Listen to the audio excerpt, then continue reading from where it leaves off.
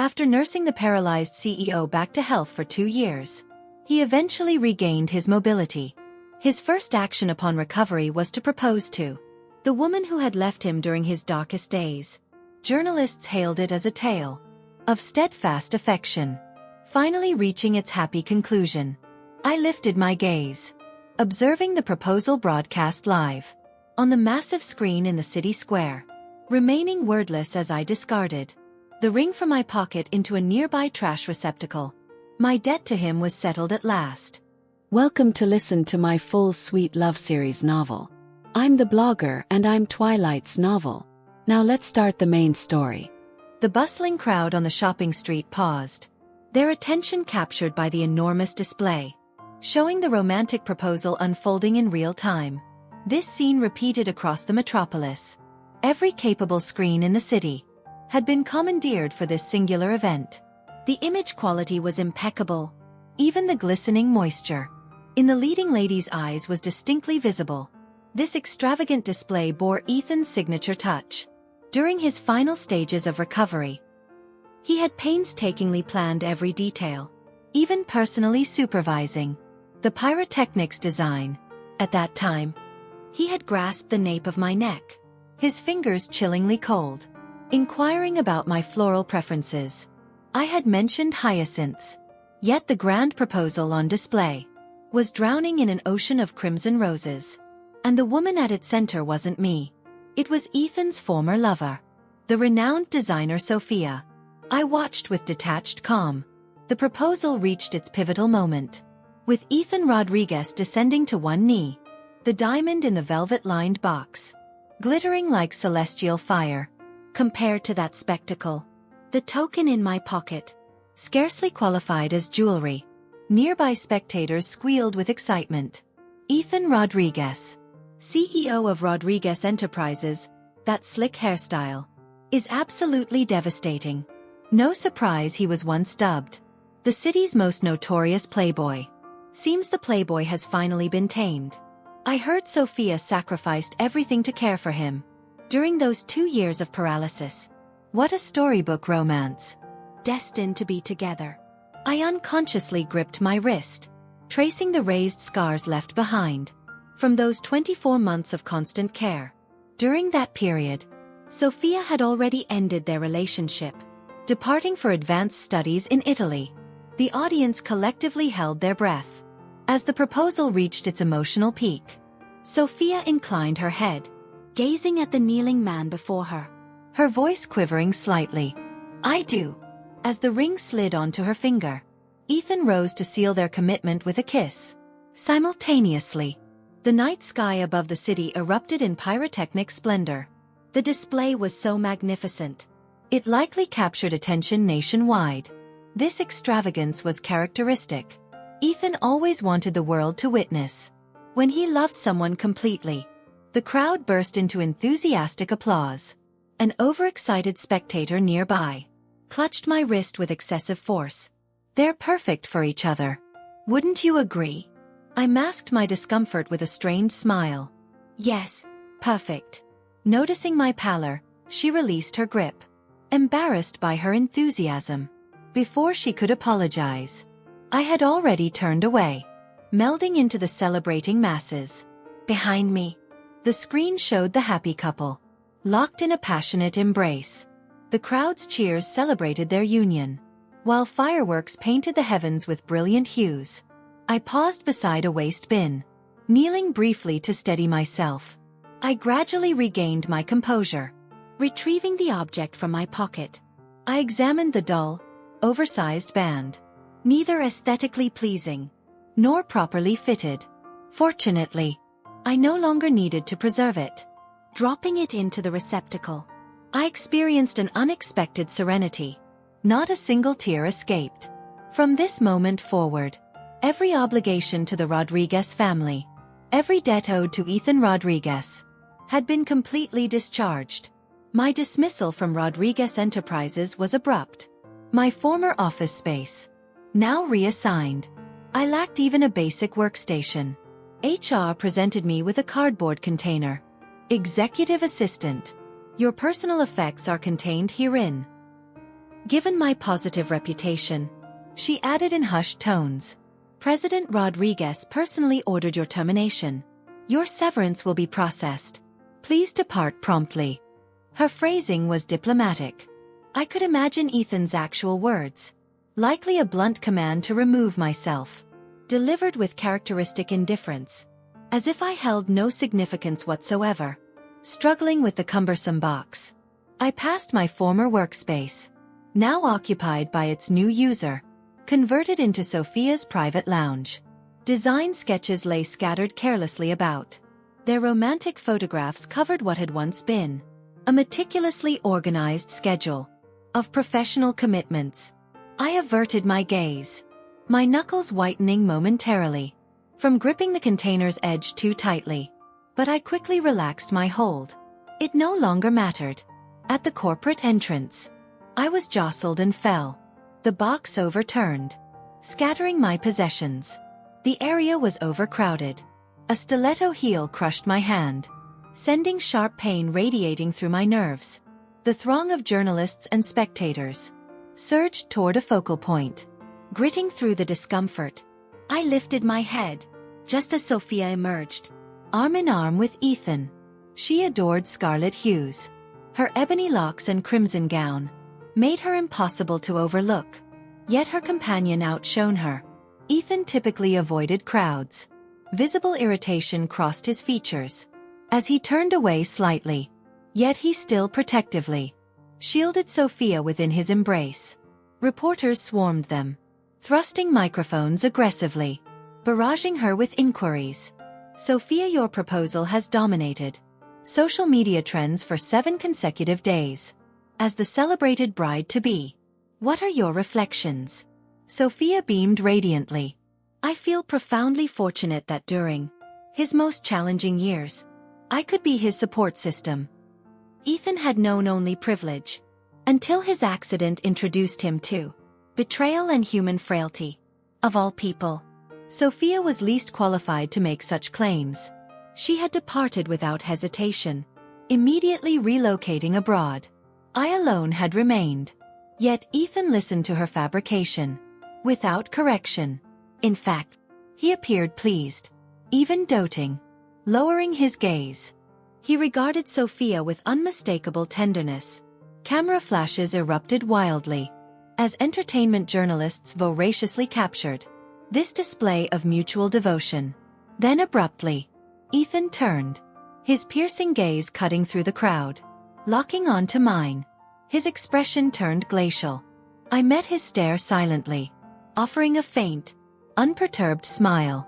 His brows instinctively knitted together. In truth, I also considered myself fortunate. During his most difficult years, I had been his sole constant. Now, every obligation had been fulfilled. The taxi I awaited never arrived. My blood sugar plummeted, inducing abdominal discomfort.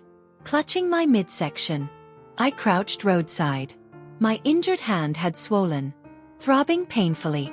Sophia clearly held special significance for Ethan. Our acquaintance spanned years. Since childhood, he had been the Rodriguez heir, accustomed to scandal and privilege. Yet Sophia remained the only partner he ever acknowledged publicly. Their reunion seemed inevitable. An unexpected horn startled me. Glancing up, I saw an elegant black vehicle stopping directly before me. The window descended, revealing Ethan's impassive countenance. His fingers tapped rhythmically against the steering wheel. Digestive issues again? My lashes fluttered slightly. He emitted a brief, derisive chuckle, his gaze filled with contempt. Appropriate consequences. I lowered my eyes. This interaction transported me back 2 years, to Ethan's characteristic treatment of me. His cruelty had been consistent. He once declared that someone like me should be grateful simply for survival. Only now did I understand his subsequent gentleness had been performance, a strategy to ensure my continued presence. When all others had abandoned him, I lacked energy for further engagement. Sophia's heels clicked behind me. She circled to the passenger side, her tone light and playful. Ethan, my apologies for the delay. Those journalists were relentless. You should have remained to handle them for me. While fastening her seatbelt, she noticed my presence. Her voice faltered, complexion paling slightly. She urged hurriedly, "Ethan, we must depart. The gala awaits." Ethan's brow furrowed almost imperceptibly. Enduring discomfort, I met his gaze directly, anticipating this might be our final exchange. I viewed the engagement broadcast. The execution surpassed your original conceptual sketches. Everything was flawless, save for the absent hyacinths. After a measured pause, I added, "My sincerest wishes for your shared happiness."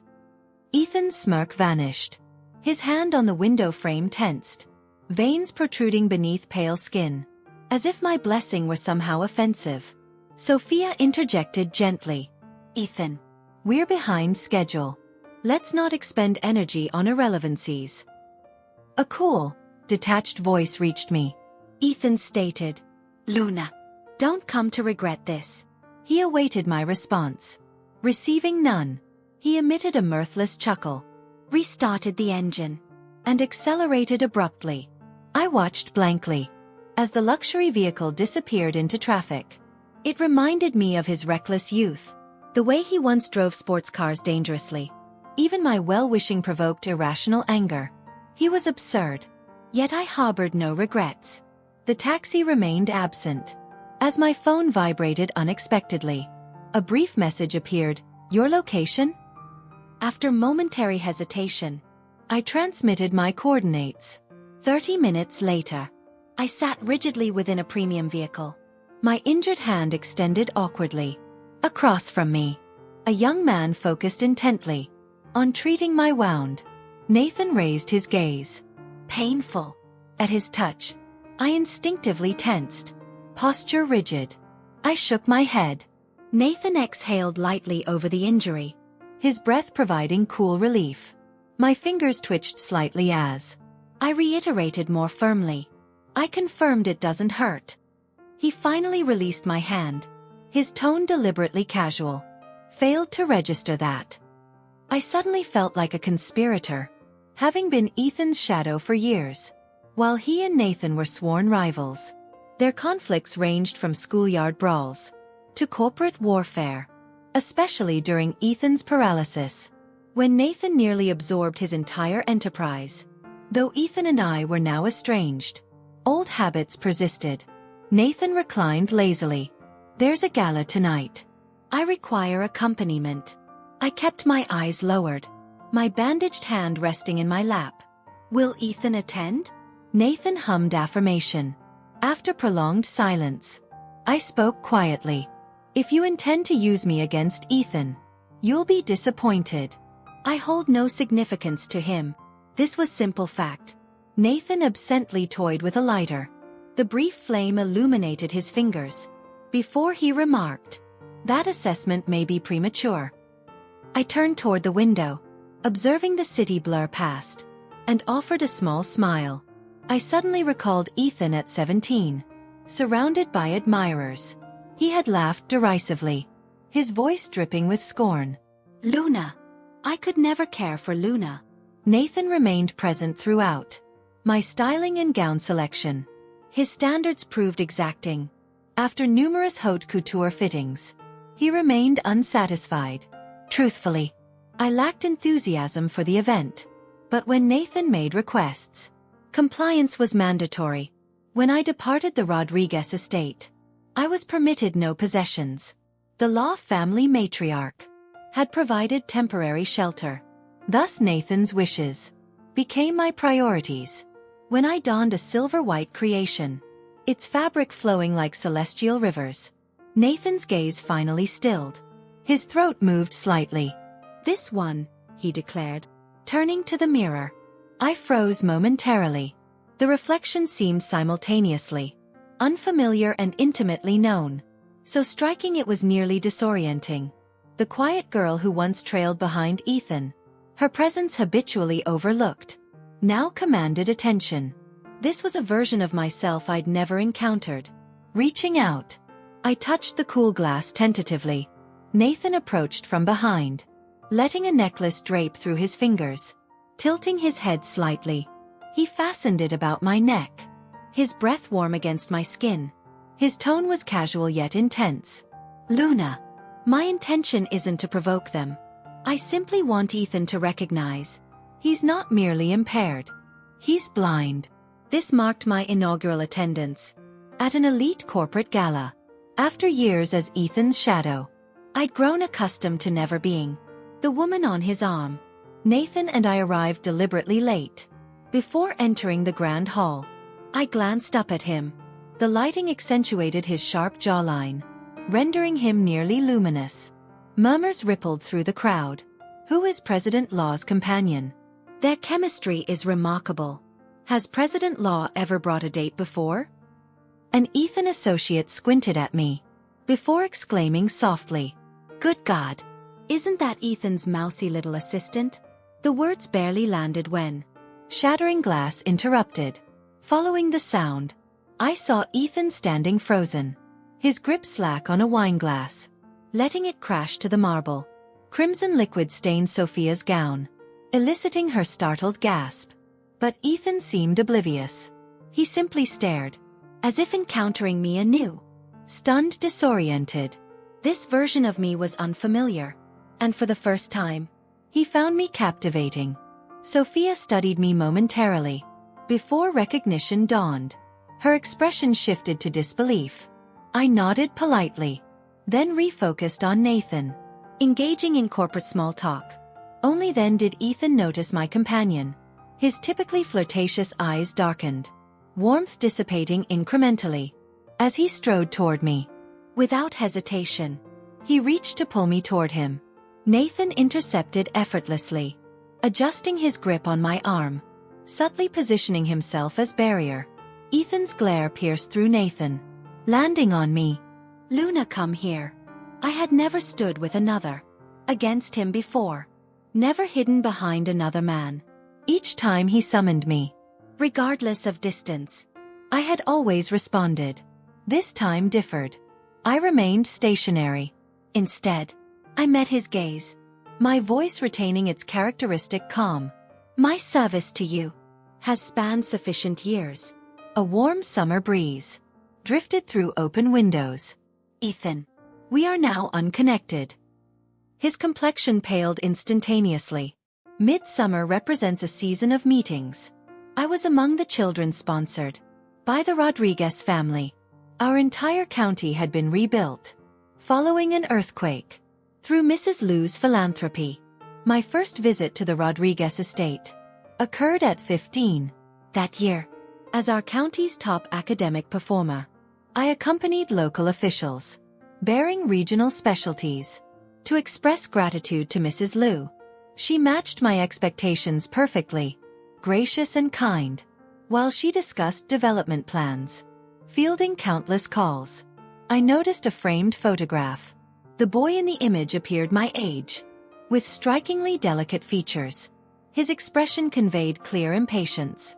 Rebellious, like aristocratic youth. An abrupt interruption occurred. The butler entered with concern. "Madam, the young master is street racing again." Mrs. Rodriguez barely reacted. "Retrieve him." The butler hesitated. A county official nudged me forward. "Mrs. Rodriguez, perhaps let Luna accompany them? She relates well to peers." Only then did Mrs. Rodriguez regard me. I curled my fingers slightly, before mustering courage to nod. "I can assist. Even if incapable, I would try." Following the butler, we arrived at winding mountain roads, where Ethan raced dangerously. At 17, he already possessed commanding presence, his black and red motorcycle slicing wind. He braked abruptly before me, removing his helmet. His sharp eyes assessed me lazily. "Country girl, who exactly are you?" I closed my eyes momentarily, face pale. For an instant, I believed I might perish. Regaining composure, I responded, "I'm Luna." He raised an eyebrow, amused. My second statement, "Mrs. Rodriguez sent me to bring you home." His expression darkened immediately. Ethan wasn't the compliant type. But neither was I. I stood roadside, waiting. First pass. I remained. Second circuit. Still present. Third lap. Perhaps feeling self-conscious. He abandoned his bike and stalked off wordlessly, with me trailing behind. I followed, observing his height. The summer breeze swept past. I found myself repeating his name mentally. Ethan. Mrs. Rodriguez desired youthful supervision, so she kept me at the estate, assigning me as Ethan's shadow, to prevent trouble. At that age, he was thoroughly rebellious, so he despised me instantly, considering me his mother's spy. He tormented me relentlessly, but regardless of tears, I persisted. Eventually, he ceased resistance. His words, "You're insufferably persistent." Everyone knew that despite Ethan's romantic exploits, a quiet, plain girl always followed. She existed outside spotlights, only intervening when boundaries were crossed. I studied diligently, met every Rodriguez expectation, and remained by Ethan's side. Nearly 8 years, all while concealing a secret. During college entrance exams, I stood beneath a jacaranda tree. Ethan leaned against courtyard railings. His tone was light, casual, yet it gripped my heart, exposing my secret. "You're fond of me?" I froze, immobile for eternity. A blossom landed on my shoulder. My voice emerged, hoarse and fragile. "Yes, I care for you." Ethan chuckled, turned, and departed. That evening, I sought him out. Upon opening the VIP lounge door, I heard the Rodriguez air, lounging carelessly, laughing recklessly. His volume wasn't excessive, yet it might as well have been thunder. Not just my ears. Every part of me ached. Who could possibly like Luna? My preference is girls like Sophia. That was my first Sophia encounter. I was 2 years younger than Ethan. I'd even skipped grades to attend his university. But in that moment, I realized some distances can't be bridged through effort alone. 15-year-old Luna, meeting Ethan initially, could never have imagined our relationship would remain so strained years later. Not even at another's gala could we avoid spectacle, especially since this was Ethan's first public appearance post-recovery. He and Nathan had always clashed. Their simultaneous presence created palpable tension. Now openly confronting each other, the entire hall observed. Enjoying the drama, I tugged Nathan's sleeve gently. "Let's depart." Ethan's lashes trembled. I avoided his gaze. For the first time in years, he heard "let's go," not directed at him, but toward another. And in his presence, after considerable distance, I glanced back. Ethan remained stationary, head lowered, frozen.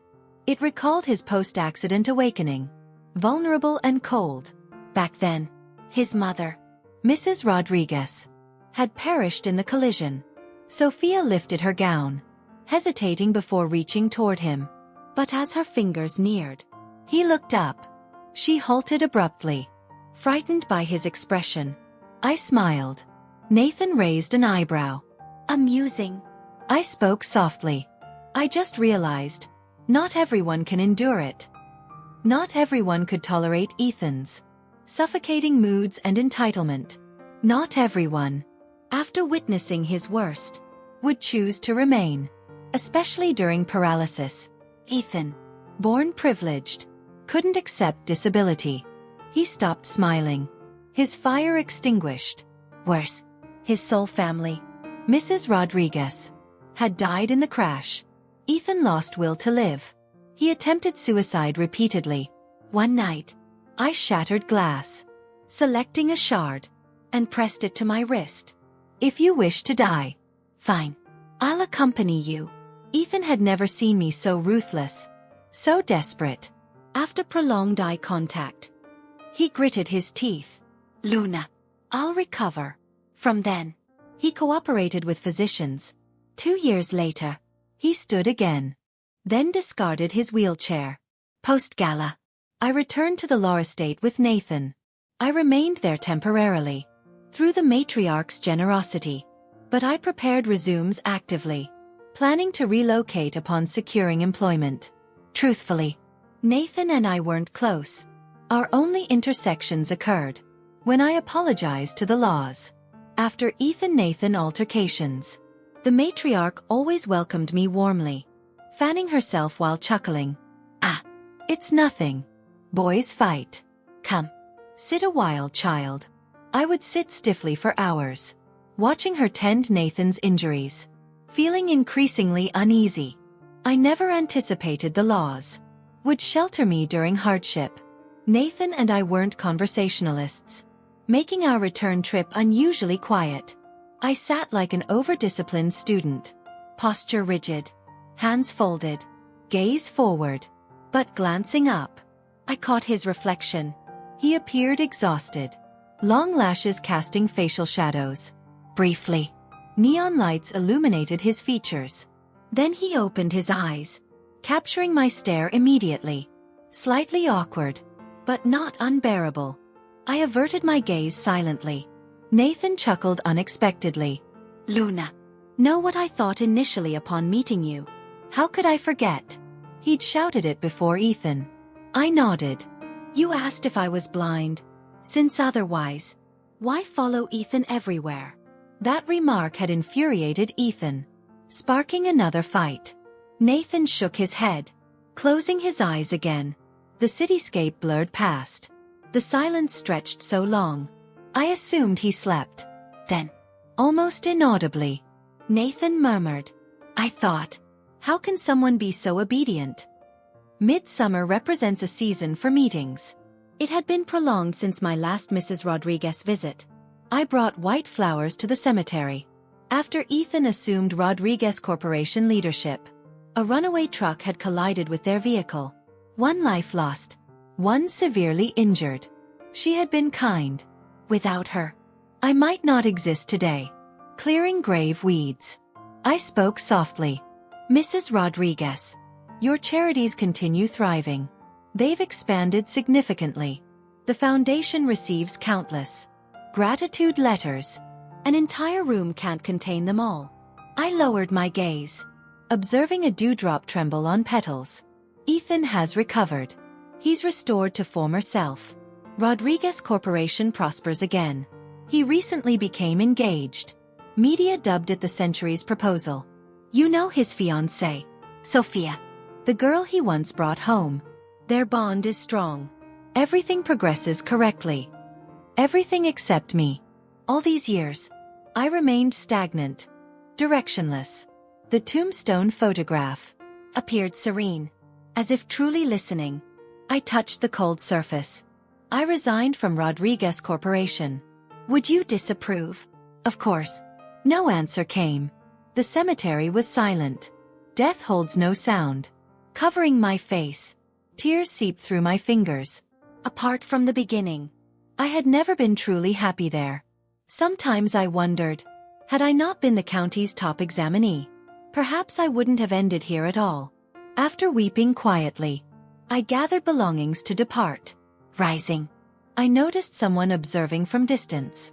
Unsure of his observation duration, I lowered my eyes. Only one path existed, leading past him. Ethan must have visited Mrs. Rodriguez. Poor timing forcing our encounter. Passing him, he spoke, crying at my mother's grave. "You." Before he completed his mocking remark, I turned to face him. My eyes remained damp, a tear clinging stubbornly. Ethan swallowed remaining words. Truthfully, our relationship had never been this strained. Only twice had he treated me thus. Once when I secretly sought employment, tired of assistant role. He discovered and raged. The second time, just before ejecting me from Rodriguez estate. Once pre-accident, once post. 2 years apart. But I wasn't as devastated as previously. I simply observed him, and for the first time, voiced my youthful question. "Ethan, did you truly believe that because I never displayed emotion before you, I never felt anything? Did you genuinely assume that regardless of recklessness, I would eternally be 15, always trailing behind you?" Ethan pressed his lips together, his dark eyes unreadable. His hand flexed repeatedly, before finally clenching. Then, lips twisting mockingly, he stated, "Luna, you can never repay your debt. You killed my mother, and now play victim." My mind remained foggy. Even after departing, Ethan had looked down, delivering a final remark. That collision wasn't accidental. Guess who betrayed the Rodriguez family? A notification appeared. My hands trembled opening it. Inside was evidence compiled by Ethan's team. Proof the crash was orchestrated. Mrs. Rodriguez and Ethan had been en route to sign a crucial contract. Their itinerary supposedly confidential. Except, apparently, it wasn't. Because I had known. As Ethan's assistant, raised within Rodriguez family, they had always trusted me. The email contained a photograph. Me sitting opposite a rival corporation representative. The timestamp was damning. Night before the collision. But the image was fabricated. I had never met that individual. Yet in Ethan's eyes, I was the sole possible traitor. He hadn't even questioned me. Hadn't permitted self-defense. He had condemned me instantly. I laughed brokenly, curling inward. No wonder. No wonder he had destroyed his carefully drafted proposal sketches. And next day, ejected me. No wonder he preferred Sophia's company. I closed the inbox without responding. Because I knew Ethan wouldn't believe me. Had he investigated further, beyond this single evidence piece, he would have discovered he wasn't the sole itinerary access holder. Sophia had possessed it too. I hadn't slept so soundly in years. Even pre-accident, I had begun secretly job-seeking. Because of Sophia, she was excessively aggressive, and I was thoroughly exhausted. She had been Ethan's only acknowledged girlfriend, spoiled beyond reason, and she absolutely despised me. I had handled numerous Ethan admirers, but none matched her intensity. Imagine public humiliation, labeled derogatorily before entire company? Sophia did this to me. It occurred during Ethan's business trip. His whereabouts confidential even from her. She couldn't reach him. But I knew his location. When questioned, I refused disclosure. When she attempted to storm his office, I blocked access. Everyone knew Sophia was Ethan's treasured woman. Yet I alone dared to oppose her. So she summoned an audience, gathering employees to witness as she struck me across the face. Her words still echo. "Luna, even if you stripped naked before Ethan, he wouldn't glance twice. Get out of my way. You think clinging to the Rodriguez family is your ticket out of that pathetic little town? Following Ethan around like this. Disgusting. No better than a kept woman. I had committed no wrongdoing. Yet in that moment, under countless judging eyes, I felt utterly exposed and humiliated. She forced her way into Ethan's office. She saw his schedule. The next day, Ethan and Mrs. Rodriguez had their accident. It never crossed my mind to suspect Sophia, because both Ethan and Mrs. Rodriguez had adored her. But now I understood. Only those deprived of love tread carefully, memorizing every kindness shown to them, desperate to repay it tenfold. That was me. When I awoke, the world had shifted. The top trending topic: a City Rodriguez family car accident conspiracy. People love scandals, especially among the elite. Ethan's extravagant proposal had dominated headlines. Now, an anonymous source revealed the accident wasn't accidental.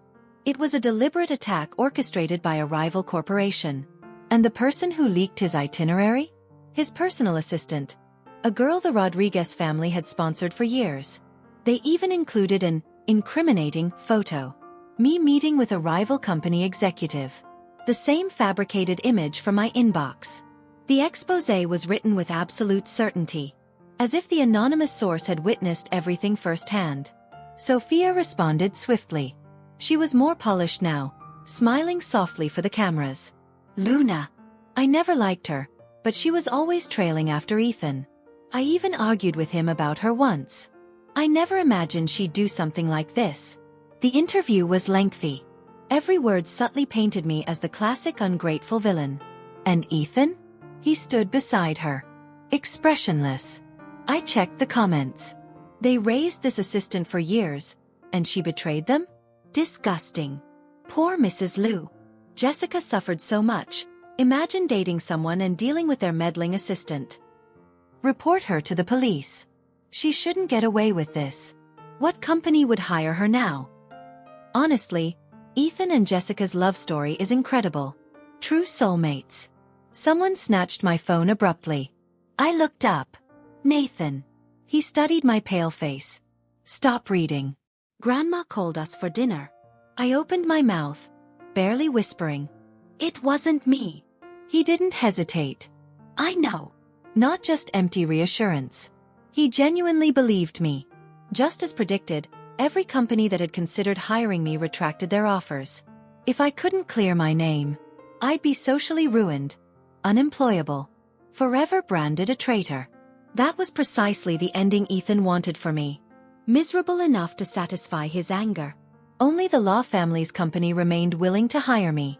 I had applied everywhere, including them, but I declined. Nathan flipped through my resume without looking at me. Why? I shook my head. My reputation is destroyed. Wherever I go, I'll bring controversy. It's bad for the Law family. Nathan turned slightly, studying me for a long moment, before laughing softly. Luna, you're really slow. Slow? I blinked, confused. Before I could respond, the police arrived to take me in. The Rodriguez family had officially filed a report. As a suspect in the years-old case, I was required for interrogation. Before entering the station, I saw Ethan and Sophia. Their expressions were telling. Sophia's held the desperation of a gambler going all in. I understood why. She'd covered her tracks well. If evidence had existed, it was long gone. The only obstacle left between her and Ethan was me. Once I was imprisoned, she could finally relax. The fairy tale proposal would be real. The wedding of the century would be hers. She'd be the envy of the world, Mrs. Liu. Ethan, meanwhile, looked conflicted. His jaw was tight, his fingers rubbing together absently, slightly trembling. He glanced at me once before turning away. His eyes rimmed red. I averted my gaze and entered the interrogation room. 4 hours, the police dissected my life. Beyond the fake photo, more evidence had surfaced. A net woven too perfectly to escape. I was temporarily detained. Not for long, just 10 days. But with the case now public, conspiracy theories ran rampant. The authorities took it seriously, pouring resources into the investigation to ensure justice was served. During those 10 days, I didn't think much. I hadn't slept so well in years. On the 10th day, the truth emerged. I was declared innocent. The real culprits? The rival corporation, and Sophia. Justice is slow, but it never forgets. The police cleared my name. The moment I stepped out, cameras blinded me. Reporters swarmed, firing questions. Luna, how do you feel about Sophia being the real traitor? All these years by Ethan's side. Was it love? When Ethan was paralyzed, Sophia wasn't there. So who was? Was it you? The pressure was suffocating. Just as I was about to break, a hand pulled me free. Nathan shoved a bouquet of rue flowers into my arms, shielding me as he led me to the car. As the door shut, I turned back.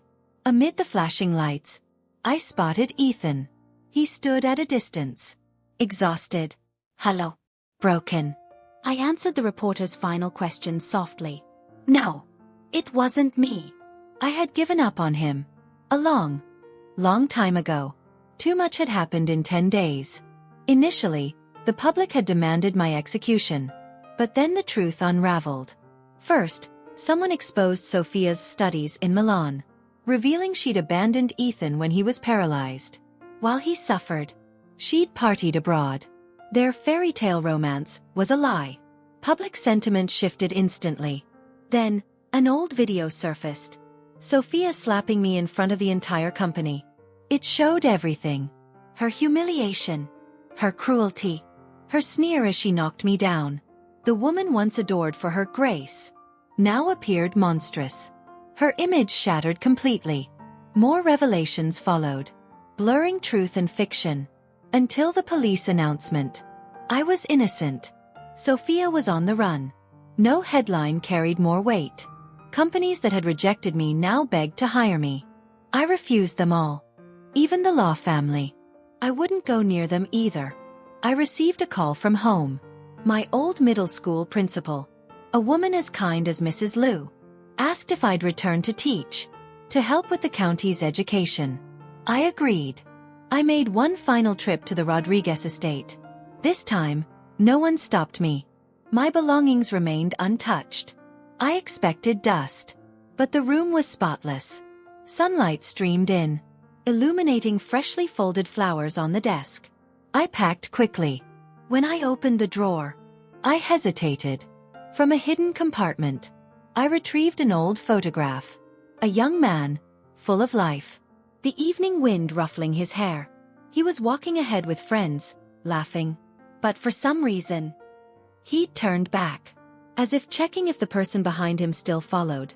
17-year-old Ethan. A photo I'd taken secretly.